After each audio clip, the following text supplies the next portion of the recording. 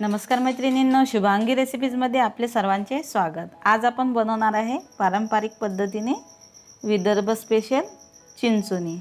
तर हे आपण अक्षय तृतीया निमित्त करणार आहोत। तर त्यासाठी मी अर्धा कप चिंचेचा कोळ घेतला आहे, 1 चम्मच तांदूळ। आपण हा चिंचेचा कोळ पाण्यामध्ये भिजत ठेवणार आहे।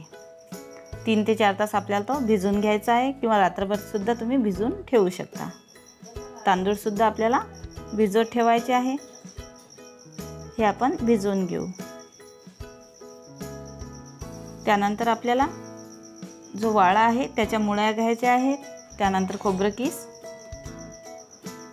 1 मोठी वाटी मी गूळ घेणार आहे, 2 पान, थोडासा चुना, कात, सोप आणि 1 लवंग आणि 2 विलायची घ्यायची आहे।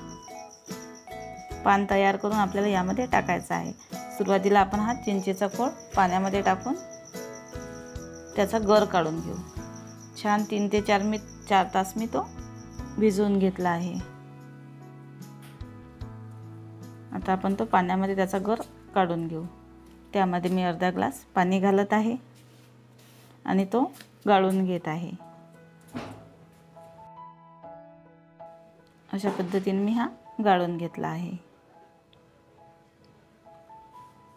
उरलेला भाग आहे तो मी काढून टाकत आहे।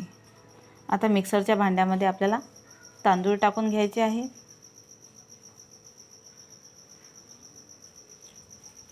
त्यामध्ये हा वाळा भिजत घातलेला वाळा टाकायचा आहे।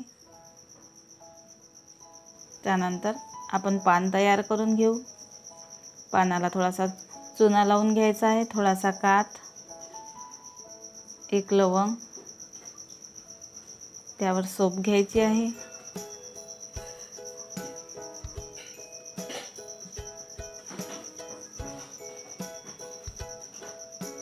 यावर आपण विलायची टाकून घेऊ। विलायची टाकून घेतलेली आहे आणि हे पान आपल्याला मिक्सरच्या भांड्यामध्ये टाकायचं आहे।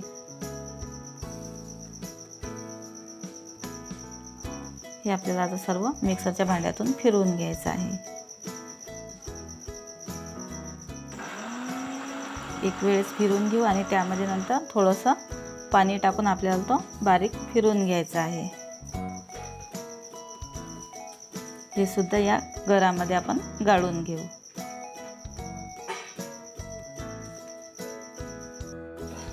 हे गाळून घेऊ आणि उरलेला जो भाग आहे तो आपण काढून टाकू। आता याला आपल्याला तुपाची फोडणी द्यायची आहे।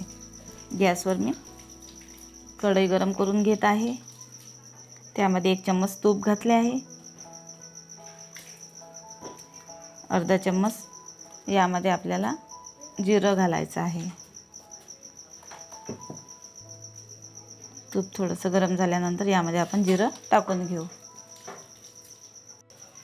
आता हे मिश्रण आपण यामध्ये टाकून घेऊ। जे चिंचेचा गर आपण काढलेला आहे ते आपण यामध्ये घालून घेऊ।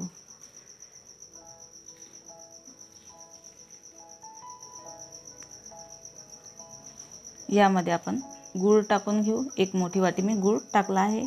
तुम्हाला जास्त गोड हवा असेल तर तुम्ही यामध्ये आणखी थोडा जास्त गूळ टाकू शकता। गूळ नसेल तर साखर टाकली तरी चालेल। तुम्हाला हवं तेवढं ते पातळ करून घेऊ शकता।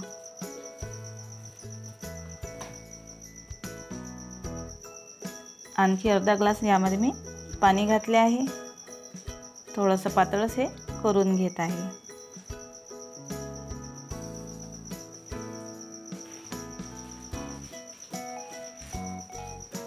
यामध्ये वरून खोबरं किस टाकत आहे।